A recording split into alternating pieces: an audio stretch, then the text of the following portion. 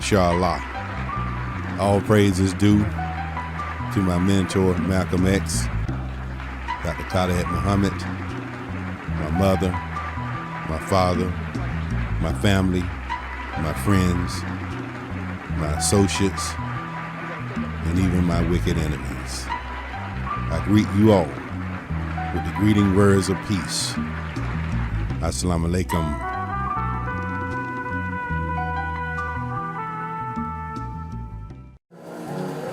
Now it's with great honor and privilege that I introduce our speaker for this morning.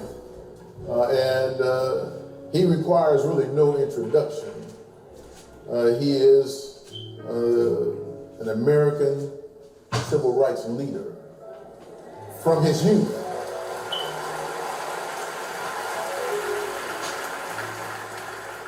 He ran for the presidency of the United States, and he is the founder of the National Action Network, which is pretty much a 30-year-old, over 30 years old community organization designed to speak out and to speak for the African American population and those who have been marginalized.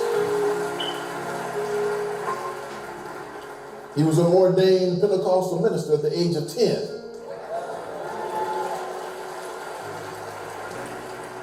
And so I'm just so thankful when I sent the invitation to him, because he had already agreed to be a part of the panel, the panelists. He said, "Dr. Brazier, I'm gonna be there." He said, "I'll figure it out. I'm gonna be there." And he is here. And then I asked him. I said, "It'd be an honor if you spoke for us at our Sunday morning service." And he said, "It'd be an honor for me to be here."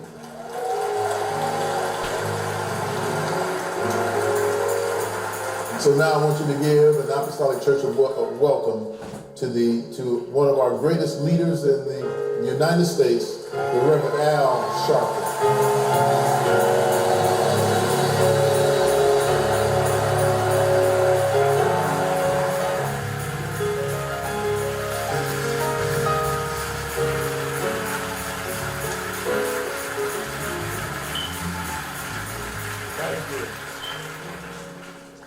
Thank you, and first giving honor to God and to our pastor, Dr. Brazier.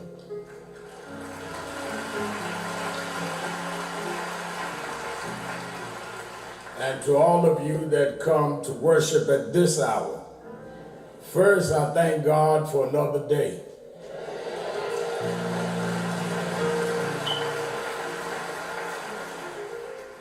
We sometimes jump up in the morning and get to moving around and doing things like God owed us another day. But I don't care how saved you are. I don't care how holy you look to us.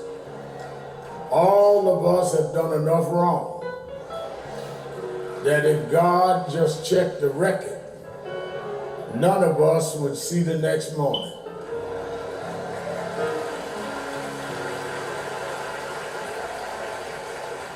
So every day is a gift from God.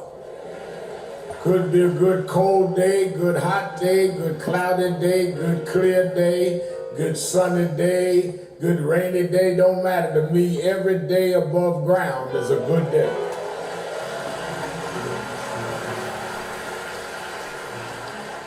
Because every day I get up, I realize that somehow while I slept, a divine decision was made to look beyond my faults and supply my needs. So I try to thank God every day for giving me what he didn't owe me, but he gave it to me anyhow. I realized if my enemies had a vote, I wouldn't have got up this morning. But God reserves that decision all to himself. Then I'm grateful and honored to be at one of the great churches and faith temples in the United States and beyond.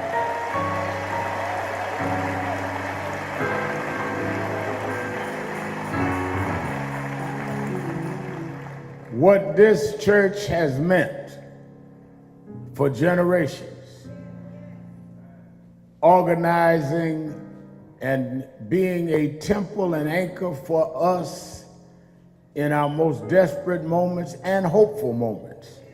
Because sometimes it's as challenging to be successful as it is to be defeated.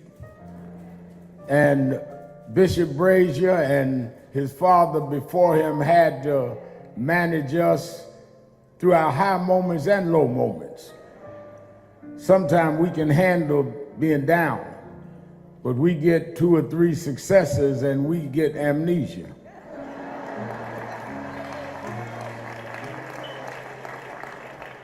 Sometimes God got to give us hard times to hear from us.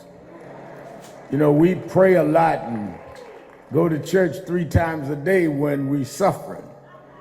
But the minute everything is all right, you start acting like, well, I don't feel like it this Sunday. I'm going golfing this Sunday. But this man has stood with us through the thick and thin. And even places he does not know, there is great admiration and great respect for your pastor and our leader, Bishop Brian. Give him a hand, Bishop Brazier.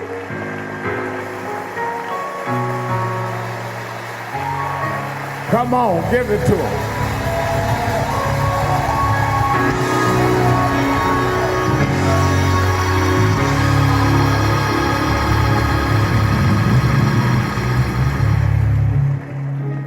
When he came up with the concept that we'll be here at 6 o'clock for strategic voting, and I thought it was an honor, and he can convene this because he's had that spirit of convene. Everybody can't convene us. Because, you know, I don't want to speak out of school, but all of us are not on the same page.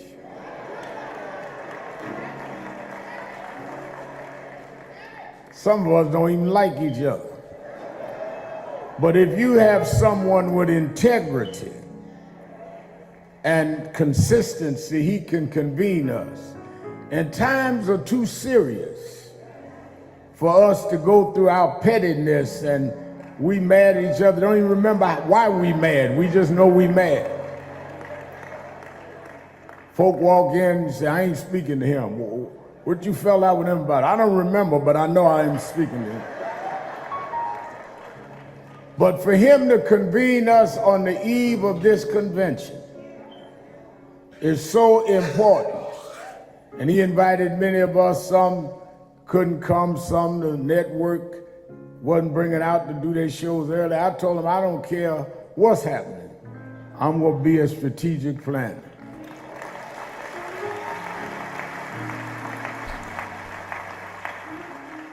And then when he called and asked me to give a word this morning, it's an honor to stand in this historic pulpit. You should not take it for granted. Let me ask you to turn briefly to the book of Joshua, 5th chapter, beginning at the 1st verse. We've already, Bishop recognized my daughter, Ashley, and those some traveling with me. Rachel Nordlinger, one of our great media moguls. She's a mogul now. She's with me. And one of my board members of National Action Network, stand-up Reverend Lamel McMorris. And he mentioned Lewis Carr, who's been so supportive. I had to mention some names, so I'll go back to the hotel in peace.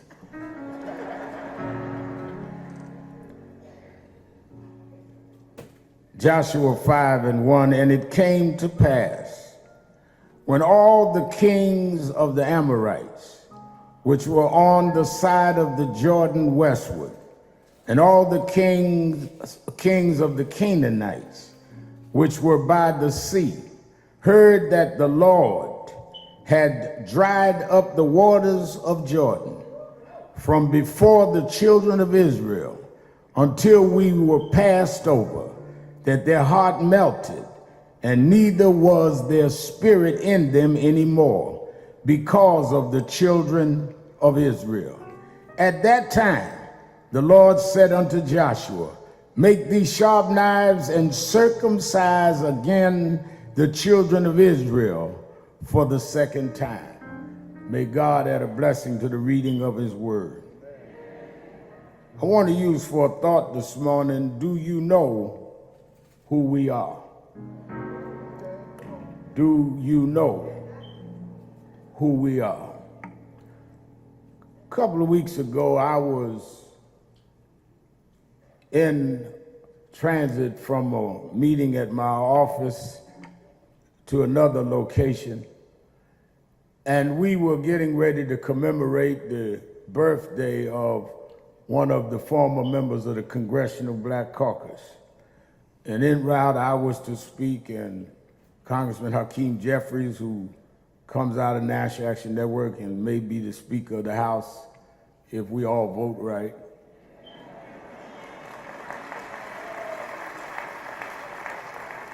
He was to speak, and by the time I almost had got to the church, I got a call saying, Reverend Al, in a half hour, President Joe Biden is going to announce he's not running again. And this was a senior member of his staff. He said he wanted you to know. I had just talked to him a few days before that. He had COVID and was home in Delaware. And the first thing I did when I got to the church and we got with Hakeem and Congressman Meeks, I said, well, we need to call Congressman Clyburn to see if he's going to endorse Kamala Harris. Because him pulling out doesn't tell us who's going to pull in. And we called Clyburn. He said in 10 minutes he's going to do it. He's staggering. And then later that night, Vice President Harris called me at home. We talk often. And she said, I didn't want the night to end without calling you. I said, all I could think about when I heard Joe Biden endorse you is when I was going on 18 years old, 17 to be exact. I was youth director for a black woman in Brooklyn that was running for president named Shirley Chisholm.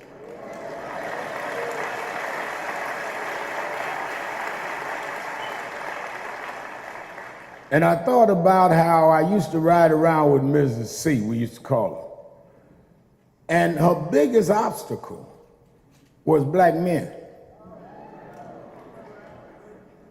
We had to deal with racism and misogyny. There were black men that said, I'm not supporting no woman. Who does she think she is? And I'll never forget, we came out of a place we have in Brooklyn called Restoration Plaza and got in her car after one of them real contentious meetings. And I saw her kind of tear up. And she said to me, Al, one day we'll get past this. And I told that to Vice President Harris that night, a couple of weeks ago. I said, I thank God that I lived to see from Shirley to Kamala.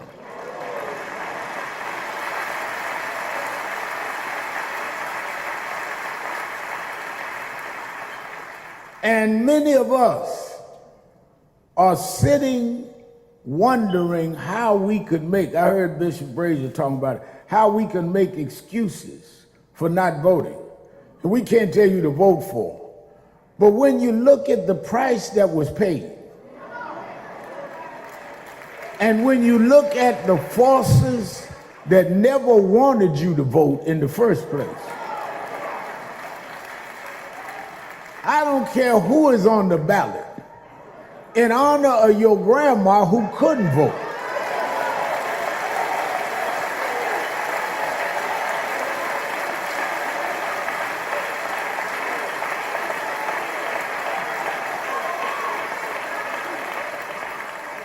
Somewhere along the line, we forgot who we are. We go downtown Chicago, and get in them elevators and go up to our offices like they always had you downtown.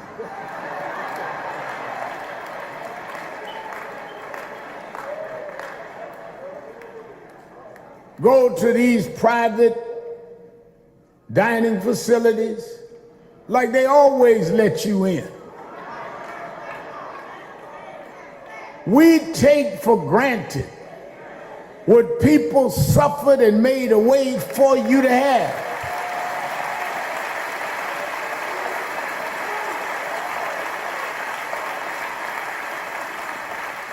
Nobody invited you downtown.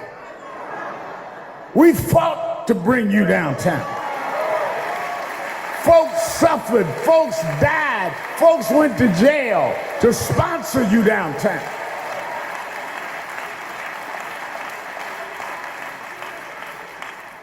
You may not have been involved.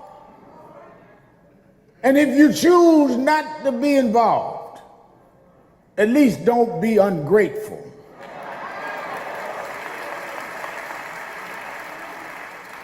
I watched as a younger man what his daddy did in this town when it was old man daily. I watched how he had to counsel black mayors that would get in office and they'd be in there 2 weeks and y'all want to know, what did they do for us? They ain't even got used to the seat on Clark Street. But you ask of them what you never asked of nobody else.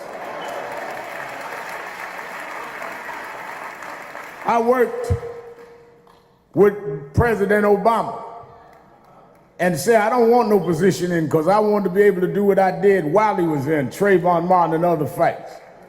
And people come talking about, well, what did he do for us? We didn't have affordable health care. We didn't have billions going to historic black colleges. And we never had a scandal in the White House.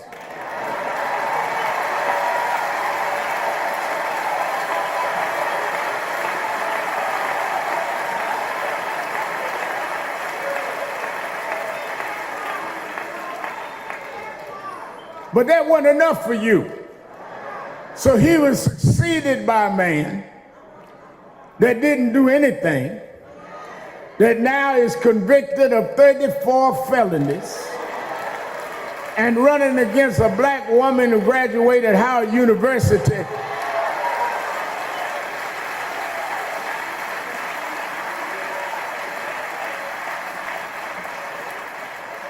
My point is, support who you want, but don't forget who you are.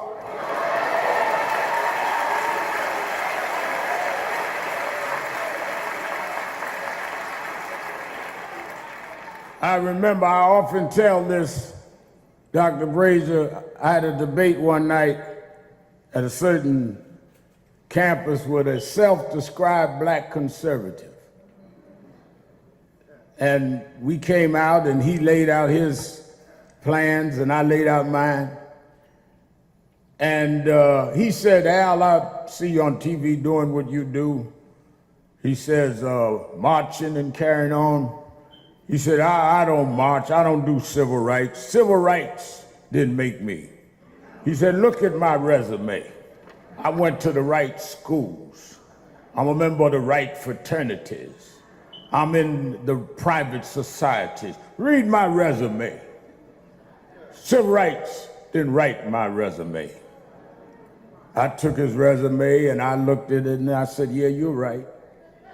You went to very impressive schools, you're a member of the right fraternities, and you get into secret organizations. And you even write that civil rights didn't write your resume.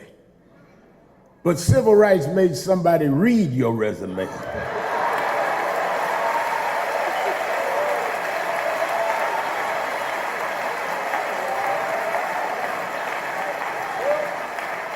Don't you ever forget that some uneducated, unlettered grandmas laid down in the streets of Birmingham and Selma and sponsored you into those universities.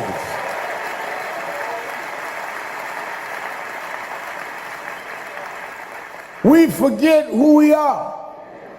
And it gets real frustrating. But then I go back to the Bible. That's why I came with this text. The Israelites were like us. That's why I get confused going to some churches to preach, and unlike Dr. Brazier, they tell me, now, Reverend Al, don't talk too much about civil rights, just stay in the Word. And I said, all right. I said, but let me ask you something before we go out. What Bible you got for me to preach from? Because the Bible I got, the second book of the Bible is about exodus of slaves. And how God delivered slavery. So explain to me, if God can deliver slaves 4,000 years ago, why God got out of the slave freeing business? I mean, I missed that. You want the part of the word you like, but you don't want the word that challenges you to get up and stand up to Pharaoh. You like the jump and shout word. You don't like the word that makes you turn your community around.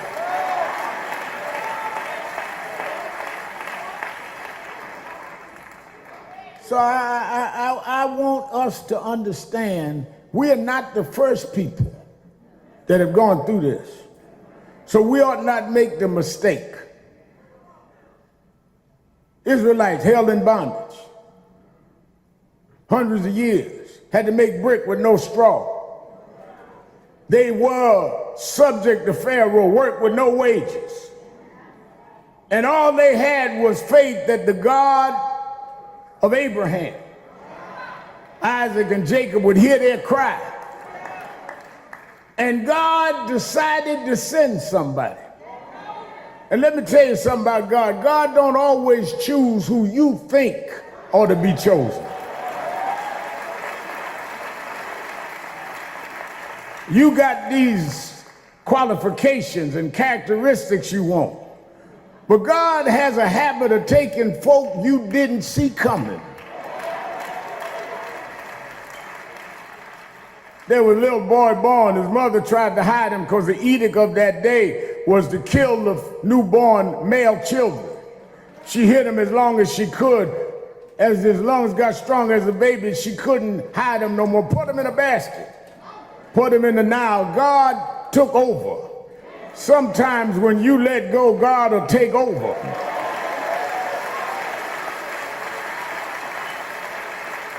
God guided his basket right down to Pharaoh's house.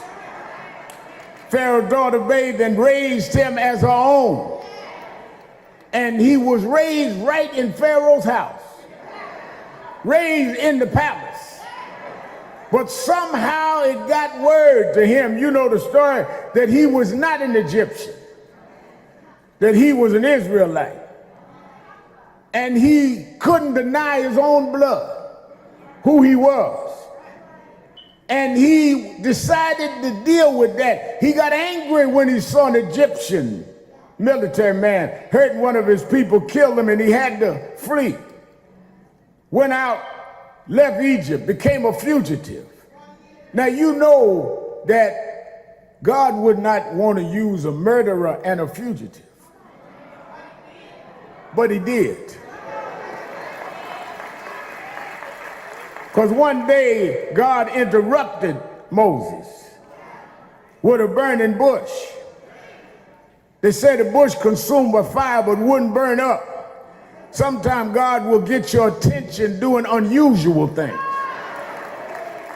You're looking for something one way, God will take an unusual occurrence to get your attention. And he said, Moses, take off your shoes. Let's get protocol straight. You standing on holy ground. And I want you to go back to Egypt, and I want you to tell Pharaoh, you know the address because I arranged for you to grow up in the house. Tell Pharaoh to let my people go. Then Moses, who was arrogant and wanted to boldly challenge God on why God afflicted his people, he then all of a sudden got nervous and scared. He said, not me, God, I can't speak. I have a stuttering tongue. Why would you send me? God said, don't worry about you. I knew you couldn't talk when you came up here.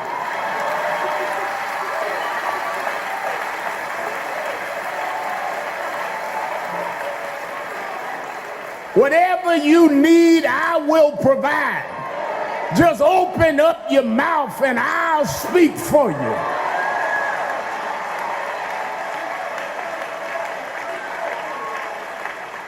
Somebody here today, God telling you to do something and you talking about what you can't do and what background you don't have and how you're not adequate. If God called you, whatever you need, God will supply.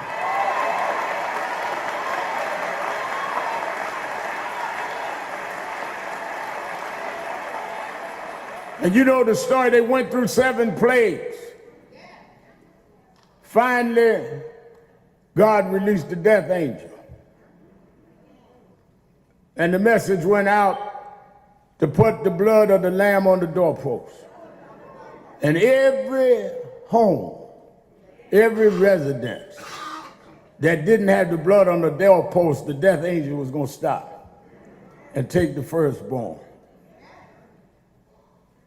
Many of those that were servants that loved the children of the masters put the blood on the door and they were spared. Many of you that got high jobs, high positions, political power, you spared because Dr. King and Fannie Lou Hamer put their blood on your doorpost.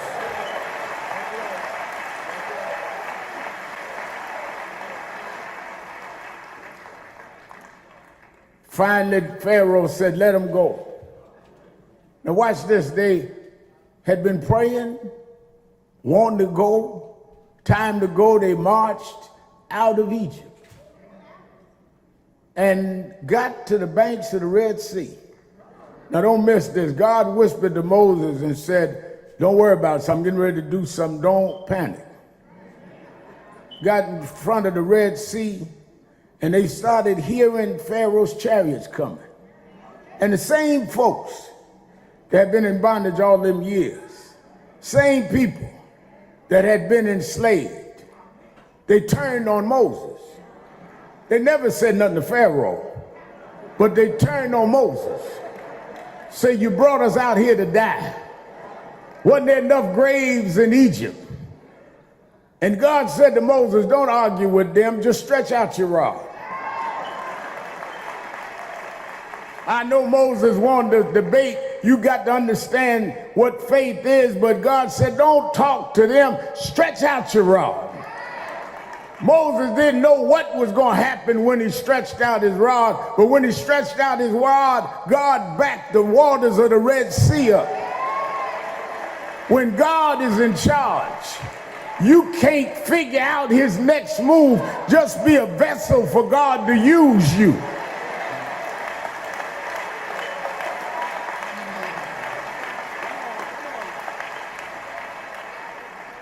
But my point this morning is that there was a little guy that was among them that walked across the Red Sea. He was just a kid then. His name was Joshua. He grew up watching God open up the Red Sea. So the reason why Joshua knew what to do at the Jordan is he didn't forget who he was at the Red Sea. And the reason why some of y'all are talking about what we can't do now is because you forgot who you are. Well, Reverend Al, I don't know if she can win. I don't know if we can elect a black. We already elected and re-elected a black. We elected a black man, we couldn't say his name right.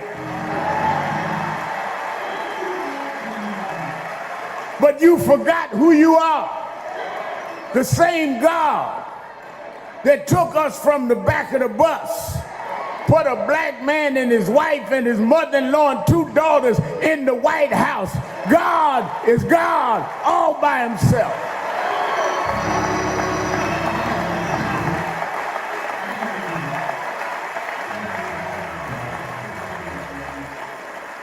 All you got to do is remember who you are.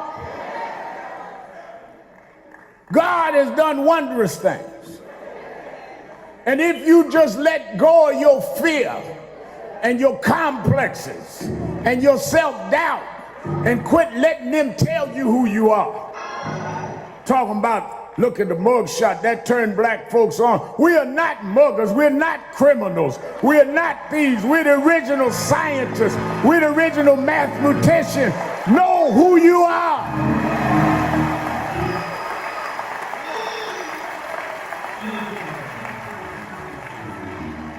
You realize when we walked out of slavery, when they signed the Emancipation Proclamation in January 1st, 1863 happened, and we could walk off the plantation. We'd been slaves over 270 years. We'd had no money. We had no education. It was against the law for us to read and write. We didn't know where our family was. They sold mama to Alabama, daddy to Georgia. We were broken up. All we had was we got together and formed a church. First thing black folks owned in this country was the black church. Out of the black church came our businesses, came our colleges, came our politicians. And that's why some of y'all are lost now, because you left where the foundation was. It was the black church that made us believe that there was a God that'll make a way out of no way. We didn't come because we had some estate willed to us. Nobody gave us nothing. We didn't come because we were better educated. We never went to school. But we come this far by faith, leaning on the Lord, trusting in his holy word. He never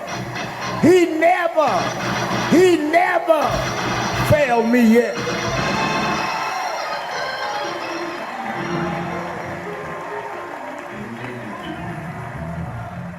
I tell my daughters something about faith. As you grow old, they grown now. I tell them, Dr. Brazier, they all into social media. They know how to do it. They take this smartphone and do stuff that I still don't know. I said, but I'm gonna tell you something. There are gonna be things in your life. There are gonna be crises in your life that you're not gonna be able to Google up the answer. There are going to be days that you're not going to be able to refer to something to figure out how to get through. That's where faith kicks in. Faith is the substance of things, hope for, the evidence of things not seen. Faith is when your friends give up, when your friends walk out, when your loved ones turn their back, but you say, I don't believe he brought me this far. Leave me now. Faith is when the doctors give up.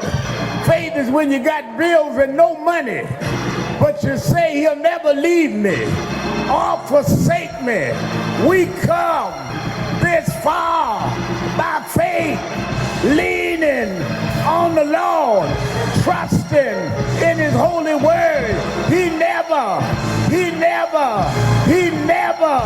failed me yet.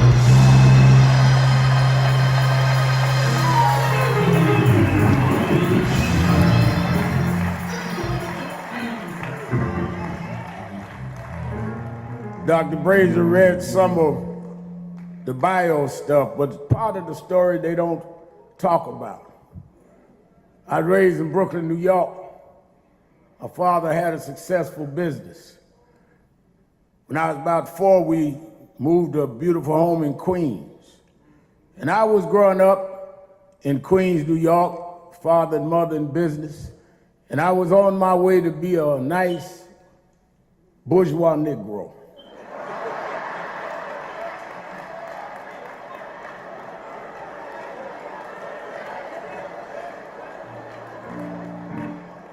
But one day I woke up, I was 10 years old, and my mother sat me down with my sister and said that my father left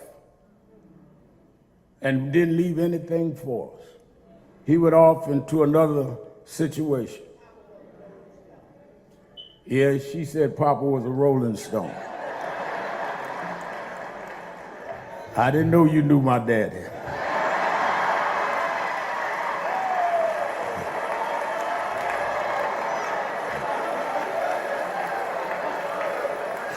We talk about how after church. So my mother tried to hold on as long as she could. They came one day and repossessed the Cadillac. Came next day and cut off the lights and gas. We're in this big house, cold. Had to do my homework by candlelight. Finally, mother said we're gonna have to move, and we moved to Brooklyn, grew up in the projects. My mother went on welfare, had to have food stamps to buy our groceries. A lot of folk may tell you that, but somebody tell you they want food stamps, ask them what color the food stamps were. Because y'all that been a food stamp know it's different value for different colors. And my mother on the side would do domestic work. And I used to walk her to the train. And because in the neighborhood I was scared, even though I was only 10, 11 years old, that somebody would snatch a pocketbook. And my mother on them walks would used to tell me, don't worry about where we are. God will make a way. And don't you worry, because he may not be there when you want him, but he's always on time. And my mother lived to take me and my sister and raise us in the hood and make a way out of nowhere. And I remember I went to Brooklyn College. I was the first one in my family to even go to a college.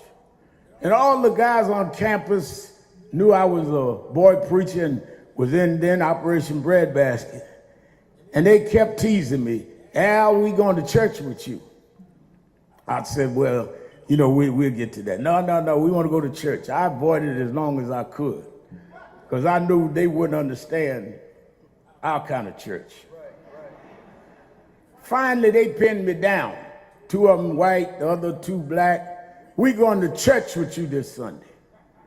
And I said, okay. And as soon as I got on the side of the cafeteria, I got on the payphone. Wasn't no cell phones in them days. And I called home to my mother. I said, Mom, she said, how you doing out there, son? I said, I'm doing all right, but I want you to know some of my buddies come to church with me this Sunday. She said, oh, that's nice. And I said, and I need you to do me a favor. She said, what's that? I said, I'd appreciate it if you be cool this Sunday. Because my mother had a habit when church got good. She would jump up out of her seat. And somehow she'd lean to the side. Looked like she gonna fall down, but she never fell down, but she couldn't stand up, and she'd just be jumping and shouting. And I told her I'd appreciate it if you be cool, because I don't want my friends to see how my mother act in church. Sunday morning came, my buddies met me at the front on the corner. We came into church. I decided I was gonna sit out in the aisle with them. We sat down, I looked across the aisle, Dr. Brazier, and my mother was sitting on the other side. She had on her best Sunday go to meeting hat.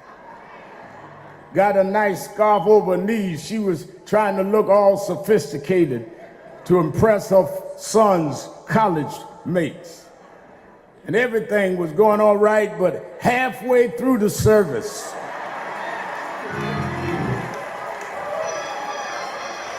the choir started singing one of them old gospel songs. And Mama started thinking about how God made a way after Daddy left. She started thinking about how God made a way out of no way. She started rocking in her seat. She started thinking about how she had to drop out of school in Alabama, but now she had her son going to college. She jumped up out of her seat, leaned to the side, and started jumping up and down.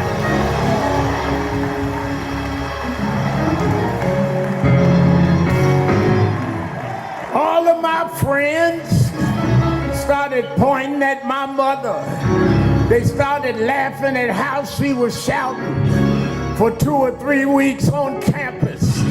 Every time they saw me, they leaned to the side and started mocking my mother. But 20 years went by. I was leading the civil rights movement then. I was marching in a place called Bensonhurst. They didn't want no blacks in the neighborhood. I was leading the march. A white brother ran out the crowd, stuck a knife in my chest.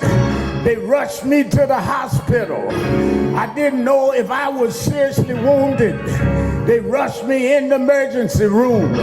They laid me out on a table, and I laid there on that gurney, and all I could think about is my mother told me he's a doctor in the sick room.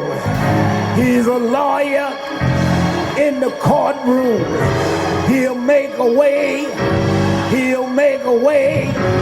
He'll make a way. Yes, he will. Yes, he will. As they rolled me in, they knocked me out.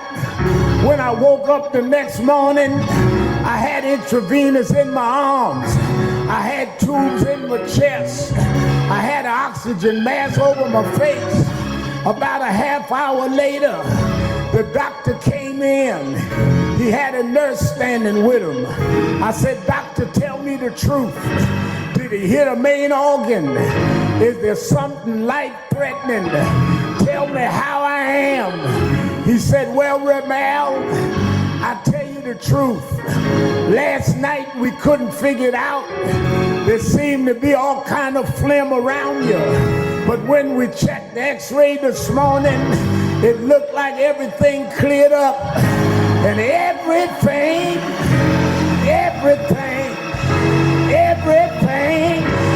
gonna be all right."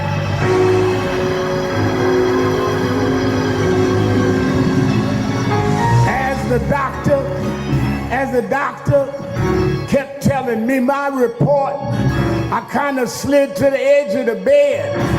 I kind of put one leg on the floor. He told the nurse, "Wait a minute, make him lay back down." He got that machine connected. He got that intravenous in his arms. Make him lay back down. If he need to use the restroom, give him a bedpan. Make him lay back down. The nurse started coming toward me. Before she got to me, I slipped the other leg off the side of the bed. I put both feet on the floor. I leaned to the side and started jumping up and down.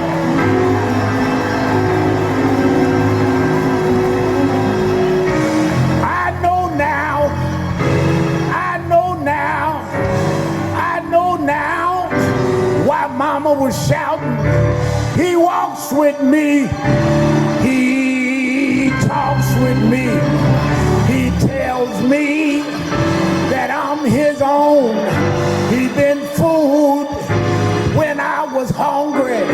He been watered when I was thirsty. He's my rock, my sword and shield, my will, my will, my will.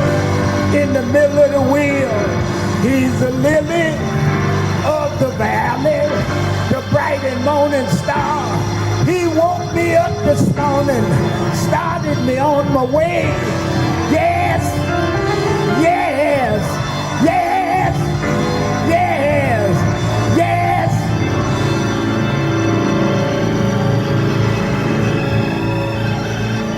As I take my seat, I came in with Dr. Brazier this morning. I heard the praise team sing. One lady got up and hit 2 or 3 octaves.